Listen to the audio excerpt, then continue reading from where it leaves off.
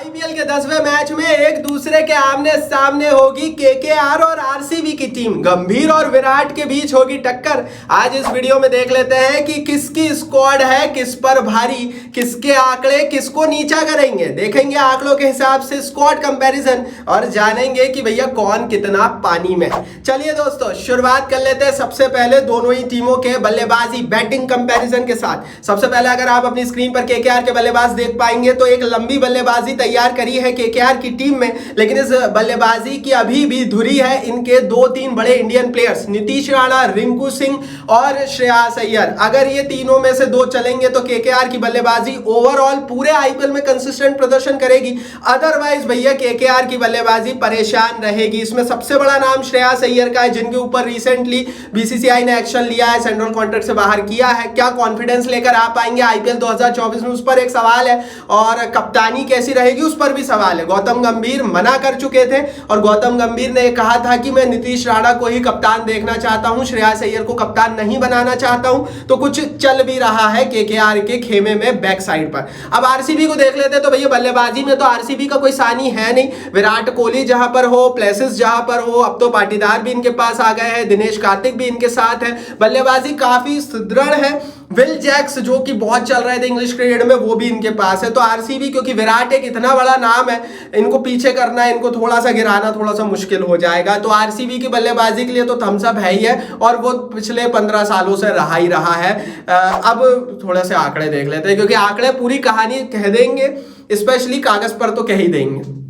KKR के बल्लेबाजी आंकड़े देखेंगे। सबसे पहले स्क्रीन पर आप देख पा रहे होंगे टोटल मैचेस खेले इनके बल्लेबाजों ने कंबाइंड रूप से 459, जिसमें कंबाइंड रूप से 11,050 के आसपास रन्स किए। कंबाइंड रूप से 26 का इनका औसत एवरेज रहा और कंबाइंड स्ट्राइक रेट इनकी बल्लेबाजी का केकेआर के 127 का रहा। अब आरसीबी की बल्लेबाजी अगर हम देखें तो आरसीबी के बल्लेबाजों ने अभी तक इंडियन प्रीमियर लीग के इतिहास में कुल मिलाकर 650 मैचों में 16,638 रन किए। 27 का इतने मैचों के बाद भी एवरेज मेंटेन करते हैं आरसीबी के बल्लेबाज और स्ट्राइक रेट 128 का औसत मेंटेन करते हैं। तो भाई दिखती कहानी है, मैं तो सीधा सीधा बोल रहा हूं कि ये आंकड़ा तो आरसीबी को बहुत वजन दे देता है। और बल्लेबाजी की जब भी बात होगी आरसीबी को पीछे खींचना बड़ा मुश्किल होगा। बेशक आरसीबी वो बल्लेबाजी के दम पर आईपीएल में खिताब ना जीत पाई हो, लेकिन जब भी आरसीबी की बल्लेबाजी मैदान पर उतरी है सामने वाली टीम डर कर ही उतरी है। तो वो एक अलग फैक्टर आरसीबी का चार्म रहता है। तो यह आंकड़ा क्लियर कट आरसीबी को फेवर कर रहा है। और जब आप सारे पैमाने कंपेयर करोगे, जब मैच देख लो, रन देख लो, भैया एवरेज देख लो, स्ट्राइक रेट देख लो, तो कंबाइंड रूप से आरसीबी की बल्लेबाजी बेहतर है। 0-4 से आरसीबी आगे है कागज पर अगर मैं बल्लेबाजी की बात करूं तो भैया आरसीबी के फैन हो लाइक कर दो और केकेआर के फैन हो अभी बल्लेबाजी कंपैरिजन हो चुका है। कमेंट बॉक्स में बताओ कि क्या आपको सचमुच ये आंकड़ा सही लगता है, और अगर सही लगता है तो भैया इसका हल क्या है। चलिए दोस्तों ये तो हमने अभी कंपैरिजन कर लिया। अब बात करेंगे भैया ऑलराउंडर कंपैरिजन की, लेकिन उससे पहले भैया क्या कर रहे हो यार, चैनल को सब्सक्राइब कर लो। आईपीएल का मजा मिलेगा इंडियन प्रीमियर लीग का पूरा कहां पर, हमारे चैनल पर माय क्रिकेट प्रोडक्शन पर सारी खबरें सबसे पहले आती है और हर टीम का इसी तरह से स्क्वाड और प्लेइंग 11 कंपैरिजन भी करेंगे। सब्सक्राइब का बटन नीचे नहीं हिट किया है तो हिट कर दीजिए, आईपीएल की फैनगिरी दिखाइए बेल आइकन दबाकर। अब ऑलराउंडर्स का कंपैरिजन देख लेते हैं। तो सबसे पहले अगर मैं केकेआर के ऑलराउंडर्स की बात करूं, एक एंड्रे रसल इतना बड़ा नाम है जो सबको थोड़ा सा शैडो में कर देता है। और फिर वही बात है केकेआर का पूरा ऑलराउंडर डिपार्टमेंट एंड्रे रसल पर निर्भर करता है। अगर रसल चलेगा तो केकेआर बहुत चलेगी, अगर रसल नहीं चलेगा तो केकेआर का जो मिडिल ऑर्डर है, लोअर मिडिल ऑर्डर है, जहां ऑलराउंडर्स की जरूरत पड़ती है, वो कमजोर दिखेगा। आरसीबी की दूसरी तरफ बात करते हैं, मैक्सी है, कैमरन ग्रीन है। कैमरन ग्रीन की जो एंट्री हुई है वो आरसीबी को बल दे रही है। अदरवाइज आरसीबी के ऑलराउंडर्स पिछले साल काफी ज्यादा कमजोर थे, मैक्सी को ये ऊपर उतार देते थे, फिर इनके पास नीचे नंबर 5, नंबर 6, नंबर 7 पर कोई बड़ा हिटर बसता नहीं था। अब कैमरन ग्रीन है तो आरसीबी को बहुत मजबूती मिली है ऑलराउंडिंग में। अगर ये पिछले साल का आईपीएल होता तो शायद आरसीबी को हम उतना रेट नहीं कर पाते, लेकिन इस बार बेशक बहुत रेट करना पड़ेगा क्योंकि कैमरन ग्रीन मेरे हिसाब से किसी ने ध्यान नहीं दिया, 17 करोड़ में ट्रेडिंग हुई, बट मेरे हिसाब से आरसीबी ने वो मास्टर स्ट्रोक मारा था। अब आंकड़े देख लेते हैं, शायद मेरी बात और आंकड़े सिद्ध कर दें।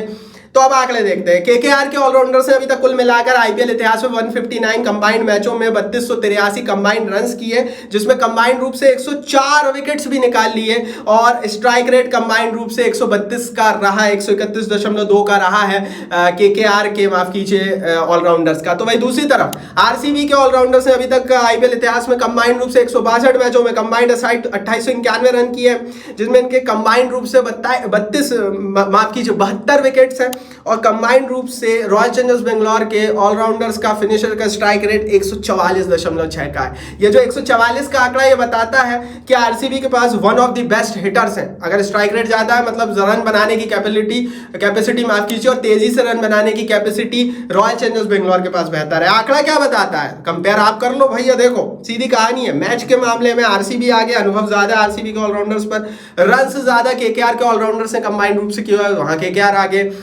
विकेट के मामले में भी केकेआर आगे है और स्ट्राइक रेट के मामले में भी आरसीबी आगे है। तो 2-2 से बराबरी पर खड़ी है दोनों ही टीमें। ऑलराउंडर्स की अगर मैं बात करूं तो दोनों स्प्लिट करती है, दोनों सेम लेवल पर, सेम बराबरी पर मजबूती से खड़ी हुई है, चाहे वो केकेआर हो चाहे वो रॉयल चैलेंजर्स बेंगलोर की टीम हो।